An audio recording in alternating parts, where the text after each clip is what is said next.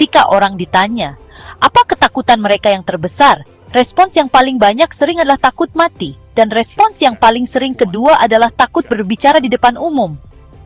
Benar, banyak orang yang cerdas, artikulatif, dan leluasa mengekspresikan ide-ide mereka secara perorangan satu lawan satu, menjadi clue lidahnya dan ketakutan ketika dihadapkan dengan bahkan kelompok pendengar yang kecil saja.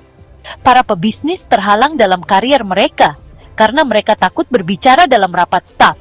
Pria wanita dengan ide-ide penting menyimpannya sendiri daripada mengekspresikannya di konferensi komunitas, gereja, atau sekolah. Akan tetapi, hal itu adalah ketakutan yang bisa dengan mudah diatasi. Menjadi percaya diri dan berani, serta mampu berpikir dengan tenang dan jelas ketika berbicara kepada sebuah kelompok, tidak sampai 1/10 sulitnya dari yang dibayangkan sebagian besar orang. Hal itu bukanlah suatu karunia yang dianugerahkan oleh Sang Pencipta kepada hanya segelintir individu yang dianugerahi saja. Hal itu adalah seperti kemampuan bermain golf. Siapapun bisa mengembangkan kapasitasnya kalau ada hasrat yang memadai untuk melakukannya. Adakah alasan sekecil apapun mengapa kita sampai tidak sanggup berpikir sama baiknya dalam posisi berdiri tegak di hadapan pendengar, seperti ketika kita duduk? Tentunya kita tahu tidak ada. Sesungguhnya, seharusnya kita berpikir lebih baik ketika menghadapi sebuah kelompok. Kehadiran mereka seharusnya mengusik kita dan mengangkat semangat kita. Banyak pembicara akan memberitahu kita bahwa kehadiran pendengar merupakan suatu stimulus, suatu inspirasi yang mendorong otak mereka untuk berfungsi dengan lebih jelas, lebih tajam. Pada saat-saat seperti itu, pemikiran-pemikiran, fakta-fakta, ide-ide yang tidak mereka sadari mereka miliki lewat seperti asap, seperti kata Henry Ward Beecher, dan mereka tinggal mengulurkan tangan mereka dan menangkapnya saja. Seharusnya demikianlah pengalaman kita. Mungkin akan demikian kalau kita berlatih dan bertekun. Akan tetapi, yakinlah akan hal satu ini. Latihan dan praktik akan menghilangkan ketakutan kita terhadap pendengar dan memberi kita rasa percaya diri serta keberanian menetap. Jangan membayangkan bahwa kasus kita luar biasa sulit. Bahkan mereka yang sesudahnya menjadi perwakilan yang paling fasih dari generasi mereka pun, pada awal karier mereka, mengalami ketakutan dan kurang percaya diri. William Jennings Bryan, yang dianggap sebagai orator terbesar dari generasinya, mengakui bahwa dalam upaya-upaya pertamanya, lututnya gemetar. Mark Twain pertama kalinya bangkit berdiri untuk memberikan ceramah, ia merasa seolah-olah mulutnya penuh dengan kapas dan denyut jantungnya berpacu. Jenderal Ulysses S. Grant mengambil Vicksburg dan memimpin kepada kemenangan, salah satu angkatan bersenjata terbesar yang pernah dilihat dunia hingga saat itu. Namun ketika ia berupaya untuk berbicara di depan umum, ia mengakui dirinya gemetar ketakutan.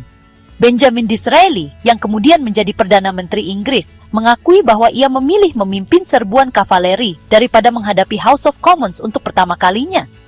Pidato pembukaannya di sana gagal total. Sesungguhnya, demikian banyak pembicara terkenal itu payah pada mulanya. Jadi, janganlah tawar hati.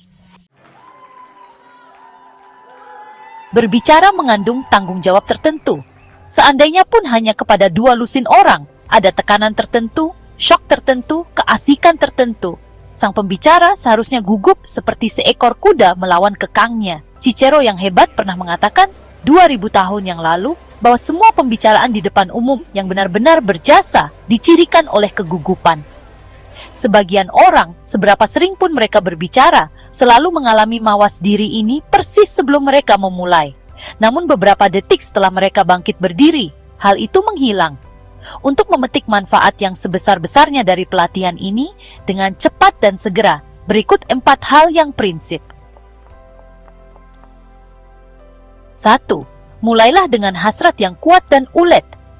Kalau hasrat kita tidak bertenaga dan lemah, maka pencapaian-pencapaian kita pun akan bernuansa seperti itu juga. Oleh karena itu, kita harus membangkitkan antusiasme kita untuk pelatihan ini. Hitunglah manfaat-manfaatnya. Bayangkanlah apa artinya rasa percaya diri tambahan dan kemampuan berbicara secara lebih meyakinkan itu bagi kita. Bayangkanlah bagaimana kemungkinan artinya, dan bagaimana seharusnya artinya dalam ukuran uang. Bayangkanlah bagaimana kemungkinan artinya bagi kita secara sosial. teman-teman yang mungkin kita dapatkan, bertambahnya pengaruh pribadi kita, kepemimpinan yang mungkin kita raih. Dan hal itu akan memberi kita kepemimpinan secara lebih cepat daripada kegiatan lain yang manapun juga yang mungkin kita bayangkan. Bayangkanlah kemilau kepuasan dan kesenangan yang akan timbul dari penggunaan kuasa baru ini. Hal itu akan memberi kita perasaan kuat, perasaan berkuasa. Hal itu akan mendorong kebanggaan kita akan prestasi pribadi. Hal itu akan memisahkan kita dari dan menaikkan kita di atas rekan-rekan kita. Ada keajaiban di dalamnya dan keasikan yang tidak akan terlupakan. 2 menit sebelum saya memulai, saya lebih memilih dicambuk daripada memulai. Namun 2 menit sebelum saya selesai, saya lebih memilih ditembak daripada berhenti. Demikian seorang pembicara mengakui. Singkatnya, jadikanlah maju itu semudah mungkin. Jadikanlah mundur itu sesulit mungkin. Ketika Julius Caesar berlayar melintasi terusan dari Gaul dan mendarat bersama pasukannya di sebuah pulau yang sekarang disebut Inggris, apa yang ia lakukan untuk memastikan sukses pasukannya? Sesuatu yang cerdik. Ia menghentikan para prajuritnya di atas tebing kapur Dover, memandang ke ombak 60 meter di bawah mereka. Mereka melihat lidah api merah melahap setiap kapal mereka. Di negara musuh, sementara hubungan terakhir dengan benua sudah lenyap, sarana terakhir untuk mundur sudah terbakar. Tinggal satu hal lagi yang mungkin mereka lakukan, maju, menaklukkan. Itulah persisnya yang mereka lakukan. Demikianlah semangat Kaisar yang abadi itu. Mengapa tidak menjadikannya semangat kita juga dalam perang membasmi ketakutan konyol kita terhadap pendengar? 2. Ketahuilah secara menyeluruh apa yang akan Anda bicarakan. Kecuali kita telah merenungkan dan merencanakan pembicaraan kita, serta mengetahui apa yang akan kita ucapkan, kita tidak mungkin merasa sangat leluasa ketika menghadapi para auditor kita. Kita bagaikan orang buta menuntun sesama orang buta. Dalam keadaan seperti itu, seharusnya kita mawas diri, seharusnya kita bertobat, seharusnya kita malu terhadap kelalaian kita. Sebuah nasihat seorang warga desa tua, keras kepala berbunyi, janganlah berbicara hingga engkau yakin mau mengucapkan sesuatu, dan ketahuilah apa persisnya itu, lalu ucapkanlah, lalu duduklah. Untuk mengatasi kegugupan di awal, kita bisa memperlihatkan sesuatu, menulis sebuah kata di papan tulis, menunjukkan sempat di peta, memindahkan sebuah meja, membuka sebuah jendela, menggeser beberapa buku dan kertas, tindakan fisik apapun dengan maksud di belakangnya. Kita mungkin terbantu merasa lebih kerasan, tapi kita gunakanlah hal itu hanya dalam beberapa kesempatan pertama saja. Seorang bayi tidak lagi memegangi kursi-kursi setelah ia belajar berjalan. 3. Bersikaplah yakin. William James, psikolog besar Amerika, berkata, tindakan tampaknya mengikuti perasaan, namun sesungguhnya tindakan dan perasaan berjalan bersama-sama, dan dengan mengatur tindakannya yang berada di bawah kendali kemauan yang lebih langsung, kita bisa secara tidak langsung mengatur perasaannya yang tidak berada di bawah kendali kemauan. Jadi, agar merasa berani, bersikaplah seolah-olah kita berani. Gunakanlah seluruh kemauan kita untuk tujuan tersebut, maka sangat besar kemungkinannya keberanian akan menggantikan ketakutan. Terapkanlah nasihat William James. Untuk mengembangkan keberanian ketika kita sedang menghadapi pendengar, bersikaplah seolah-olah kita sudah berani.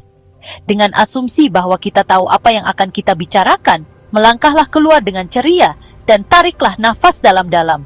Suplai oksigen yang bertambah akan menjadikan kita bersemangat dan memberi kita keberanian. Berdirilah setegak mungkin dan tataplah mata pendengar kita dan mulailah berbicara semeyakinkan. Mungkin seolah-olah mereka semua berutang uang kepada kita. Bayangkanlah mereka berutang uang kepada kita. Bayangkanlah mereka berkumpul di sana untuk memohon perpanjangan kredit. Efek psikologisnya terhadap kita akan menguntungkan.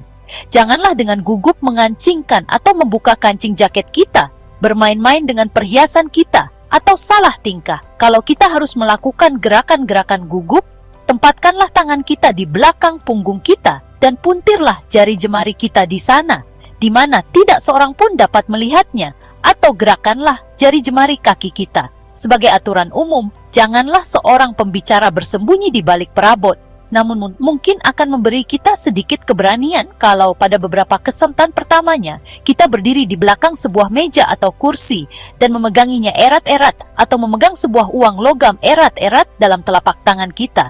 Dalam perang, pertahanan terbaik adalah menyerang.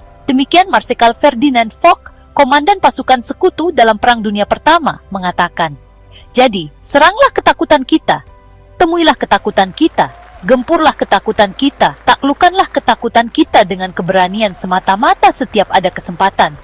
Milikilah sebuah pesan, lalu bayangkanlah diri sebagai pembawa pesan yang diinstruksikan untuk menyampaikannya. Kita kurang memperhatikan sang pembawa pesan. Pesannya saja yang kita inginkan. Pesannya itulah yang penting. Fokuskanlah pikiran kita ke sana.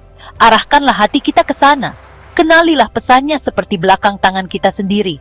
Yakinilah pesannya dengan penuh perasaan. Lalu berbicaralah seolah-olah kita bertekad untuk mengucapkannya. Lakukanlah itu, maka kemungkinan adalah 10:1 bahwa kita akan segera menguasai presesi kita dan juga menguasai diri kita. 4.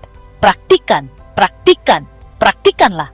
Cara pertama, cara terakhir, cara yang tidak pernah gagal untuk mengembangkan rasa percaya diri dalam berbicara adalah berbicara.